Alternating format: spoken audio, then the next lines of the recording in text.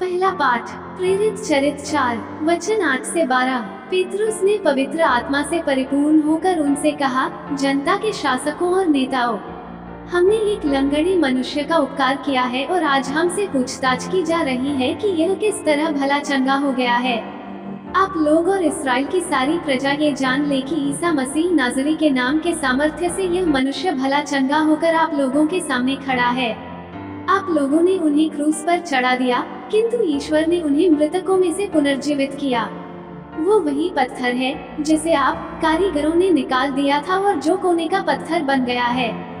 किसी दूसरे व्यक्ति द्वारा मुक्ति नहीं मिल सकती, क्योंकि समस्त संसार में ईसा नाम के सिवा मनुष्यों को कोई दूसरा नाम नहीं दिया गया है जिसके द्वारा हमें मुक्ति मिल सकती है। सुसमाचार यूहन्ना 10 वचन 11 से 18। भला गडीरिया मैं हूँ। भला गडीरिया अपनी भेड़ों के लिए अपने प्राण दे देता है। मजदूर जो न गडीरिया है और न भेड़ों का मालिक, भेड़िए को आते देख भेड़ों को छोड़कर भाग जाता है और भेड़िया उन्हें लूट ले जाता है और तितर बितर कर देता है। मजदूर भाग जाता है क्योंकि वह तो मजदूर है और उसे भेड़ों की कोई चिंता नहीं। भला गडीरिया मैं हूँ। जिस तरह पिता मुझे जानता है और मैं पिता को जानता हूँ, उसी तरह मैं अपनी भेड़ों को जानता हूँ और मेरी भेड़ें मुझे जानती हैं। मैं भेड़ों के लिए अपना जीवन अर्पित करता हूँ। मेरी और भी भेड़ें हैं जो इस भेड़शाला की नहीं हैं। मुझे उन्हें भी ले आना है, वे भी मेरी आवाज सुनेंगी। तब एक ही झुंड होगा और एक ही गडीरिया। पिता मुझे इसलिए प्यार करता है कि मैं अपना जीवन अर्पित करता हूँ, बाद में मैं उसे फिर ग्रहण करूँगा।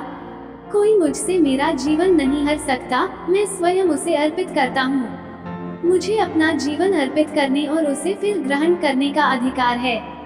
मुझे अपने पिता की ओर से यह आदेश मिला है। मनन चिंतन। आज के दिन को भला गडीरिया रविवार के नाम से जाना जाता है। पहले पाठ में ईश्वर भला चरवाहा है जो भेड़ों को बचाता है। ईश्वर बिखरे हुए झुंड को खिलाने, चंगा करने और इकट्ठा करने और राजा दाऊद की तरह एक सच्चा चरवाहा स्थापित करने का वादा करता है जो न्याय और निष्पक्षता से शासन करेगा। नए विधान में यीशु राजा दाऊद के वंश से इस दिव्य वादे की पूर्ण पूर्ति है। आज के सुसमाचार में भला चरवाहे के गुणों या चरित्र पर प्रकाश डाला गया है। आई भेड़ों के लिए अपना जीवन देना ही भला चरवाहा अपनों को जानता है और वे उसे जानते हैं। यीशु अपने जीवन में आत्मा बलिदान के तत्व पर जोर देते हैं। उनकी मृत्यु हमारे प्रति ईश्वर के आत्मा समर्पण प्रेम की एक आदर्श अभिव्यक्ति थी। दिलचस्प बात यह है कि दूसरा गुण भेड़ के बारे में भी कुछ कहता है। ये भेड़ की क्षमता है कि वह चरवाहे की आवाज को पहचानकर और उसके नेतृत्व का पालन करके उसे जान सके। चरवाहे के साथ एक होने से भेड़ को अध्ययन करने और उसकी अपनी विशिष्ट आवाज को जानने का अवसर मिलता है। माता पिता, शिक्षक, रिश्तेदार, मित्र या साथी के रूप में हम लोगों को अच्छे या बुरे बनने के लिए प्रभावित करते हैं। आमीन।